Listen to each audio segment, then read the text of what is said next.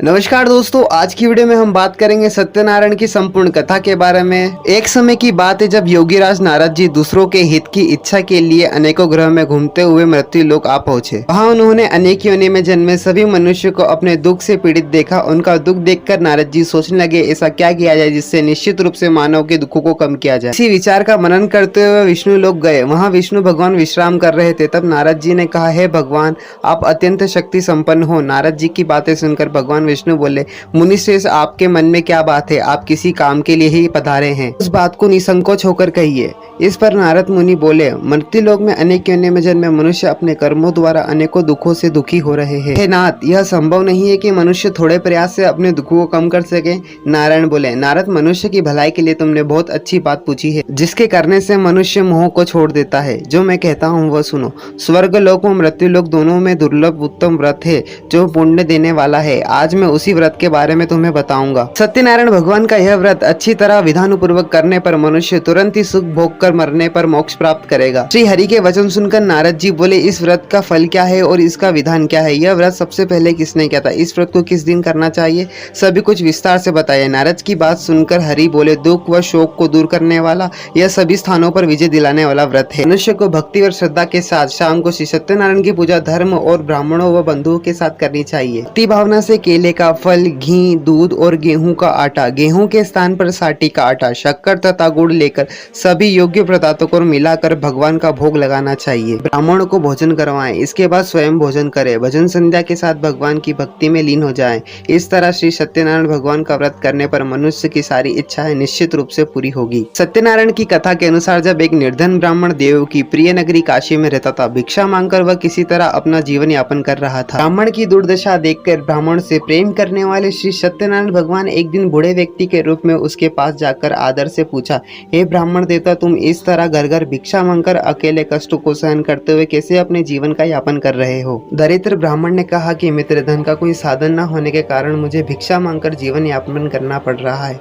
यदि आप मेरी निर्धनता को दूर करना चाहते हैं तो मुझे उपाय बताइए। निर्धन ब्राह्मण की बात सुनकर बूढ़े व्यक्ति ने कहा कि मित्र, तुम श्री सत्यनारायण भगवान की पूजा आराधना करने से तुम्हारी सारी मनोकामनाएं पूरी होगी और तुम्हारे घर में धन संपत्ति की वर्षा होगी। ब्राह्मण को व्रत करने की विधि बताकर सत्यनारायण भगवान आगे की ओर बढ़ गए। निर्धन ब्राह्मण ने बूढ़े व्यक्ति द्वारा बताए गए व्रत करने का निश्चय कर लिया। उस रात उसे नींद नहीं आई। व्रत करने के बारे में सोचता रहा और रात भर श्री सत्यनारायण भगवान का स्मरण करता रहा। सुबह उठकर सत्यनारायण भगवान का व्रत करने का निश्चय करता हुआ निर्धन ब्राह्मण भिक्षा मांगने के लिए निकल पड़ा। उस दिन ब्राह्मण को भिक्षा में अधिक धन प्राप्त हुआ। लौटकर उसने अपने आसपास के लोगों के साथ सत्यनारायण भगवान की पूजा करने व उन्हें व्रत कथा सुनाने के बाद सभी को प्रसाद देकर स्वयं भी प्रसाद ग्रहण किया। कुछ दिनों के बाद ब्राह्मण को निर्धनता दूर हो गई। उसके घर में धन्य धान्य की वर्षा होने लगी। अब ब्राह्मण ने सत्यनारायण भगवान का हर महीने पूजन करने का सोच लिया था। मैं आपको उन लोगों की कथा सुनाना चाहता हूँ जिन्होंने उस ब्राह्मण की श्री सत्यनारायण भगवान का व्रत की कथा सुनकर वह व्रत किया और अपने कष्टों को दूर किया। जब उस ब्राह्मण ने हर महीने में नियमित रूप से व्रत करते हुए जब अगले माह की सत्यनारायण भगवान का व्रत किया तो उस व्रत में बहुत से मित्र सम्मिलित हुए। उसी समय जंगल में लकड़ियां काटकर आने वाला एक बूढ़ा लकड़हारा वहां से गुजरा। उस बूढ़े लकड़हारे को बड़ी तेज प्यास लग रही थी, इसलिए जल पीने की इच्छा से बूढ़े लकड़हारे ने लकड़ियों की गट्ठर को जमीन पर रखा और घर के आंगन में पहुंचकर उस ब्राह्मण से पूछा, हे ब्राह्मण देवता, आप किसका पूजन कर रहे हैं? इस व्रत को करने से क्या लाभ मिलता है? फिर ब्राह्मण ने उसे सब बातें बताई। लकड़हारा प्रसन्न हुआ और उसने मन ही मन में भगवान सत्यनारायण भगवान का व्रत करने का निर्णय लिया। चलते हुए लकड़हारे ने सोचा कि आज लकड़ियों से जो धन प्राप्त होगा उसी धन से मैं सत्यनारायण भगवान की पूजा करूंगा। ऐसा विचार करने से उस दिन लकड़हारे को लकड़ियों से अधिक धन प्राप्त हुआ। लकड़हारे ने उस धन से केले, घी, दूध, दही, गेहूं का आटा और शक्कर खरीदा। घर लौटकर लकड़हारे ने देवों की प्रिय काशी नगरी में श्री सत्यनारायण भगवान की पूजा की। उस कथा में उन्हें परिवार एवं अन्य लोगों को सम्मिलित किया। इस सत्यनारायण भगवान की पूजा और व्रत कथा सुनने के बाद लकड़हारे ने प्रसाद बांटकर स्वयं भी प्रसाद ग्रहण किया। सत्यनारायण भगवान की अनुकृपा से लकड़हारे के घर में धन्य धान्य की वर्षा होने लगी। इसकी निर्धनता दूर हो गई। सत्यनारायण भगवान की पूजा करते हुए लकड़हारे ने आनंद पूर्वक जीवन व्यतीत किया और अंत में मोक्ष को प्राप्त किया। अब मैं आपको आगे की कथा बताता हूँ। प्राचीन समय में कनकपुर में उल्लाकमुख नामक एक बुद्धिमान तथा सत्यवादी राजा राज करता था। वह प्रतिदिन मंदिर में जाकर श्री सत्यनारायण भगवान की पूजा करता था और निर्धनों का खूब अन्य वस्त्र और धन दान करता था। उसकी पत्नी सुभद्रा बहुत सुशील थी। दोनों हर महीने सत्यनारायण भगवान की कथा करते थे। श्री सत्यनारायण भगवान की अनुकृपा से उनके महल में धन संपत्ति के भंडार भरे रहते थे। उनकी सारी प्रजा बहुत आनंद में जीवन यापन कर रही थी। एक बार राजा और रानी बहुत से लोगों के साथ भद्रशील नदी के किनारे श्री सत्यनारायण भगवान की पूजा कर रहे थे। तो नदी के किनारे एक बड़ी नौका आकर ठहरी। उस नाव के एक धनी व्यापारी यात्रा कर रहा था। वह बहुत सा धन कमाकर अपने नगर लौट रहा था। नाव से उतरकर व्यापारी राजा के पास पहुंचा। राजा को पूजा करते देख उसने पूछा कि हे राजन, आप इन सभी लोगों के साथ मिलकर किसकी पूजा कर रहे हैं और इस पूजा को करने से क्या लाभ मिलता है। तो राजा ने उस व्यापारी को भगवान सत्यनारायण की पूजा और उनकी महिमा के बारे में बताया और व्यापारी ने व्रत करने की विधि पूछे जाने पर राजा ने व्रत की विधि भी बताई। श्री सत्यनारायण भगवान का स्मरण करते हुए व्यापारी ने प्रसाद ग्रहण किया और वापस लौटकर अपनी पत्नी लीलावती से कहा कि हमारी कोई संतान नहीं है। कनकपुर के राजा उल्लाखमुख ने मुझे बताया है कि सत्यनारायण भगवान की व्रत करने और उनकी कथा सुनने से सभी मनोकामनाएं पूरी होती है।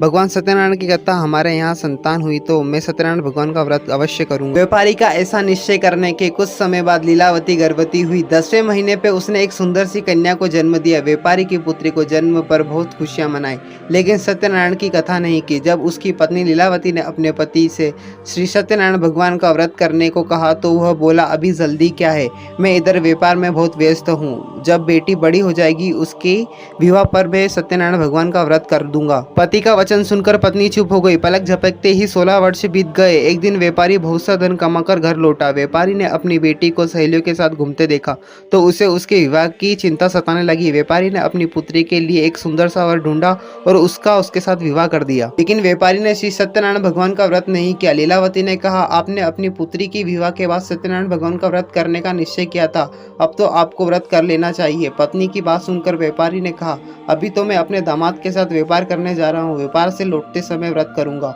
यह कहकर व्यापारी अपनी नाव में धन रखकर व्यापार के लिए निकल पड़ा। व्यापारी के बार बार व्रत करने की निश्चय कर तोड़ देने पर भगवान सत्यनारायण बहुत क्रोधित हुए। उन्होंने व्यापारी को दंड देने का निश्चय कर लिया।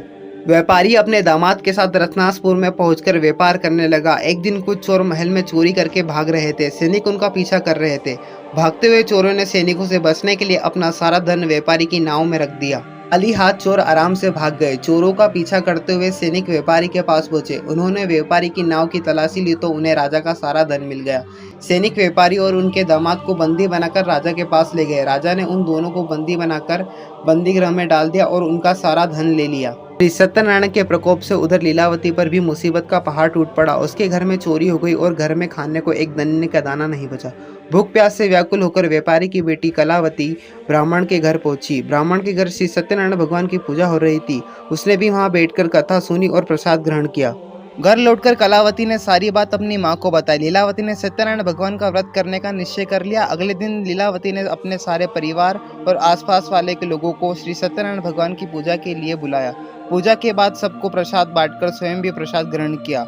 लीलावती ने अपने पति और दामाद को घर लौटने की कामना मांगी। प्रसाद ग्रहण करते ही श्री सत्यनारायण भगवान प्रसन्न हुए और उन्होंने लीलावती की मनोकामनाएं पूरी की। उन्होंने राजा के सपने में आकर कहा कि राजन, व्यापारी और उसका दामाद बिल्कुल निर्दोष है, उन्हें रिहा कर दो। अगर तुमने ऐसा नहीं किया तो मैं तुम्हारा सारा वैभव नष्ट कर दूंगा।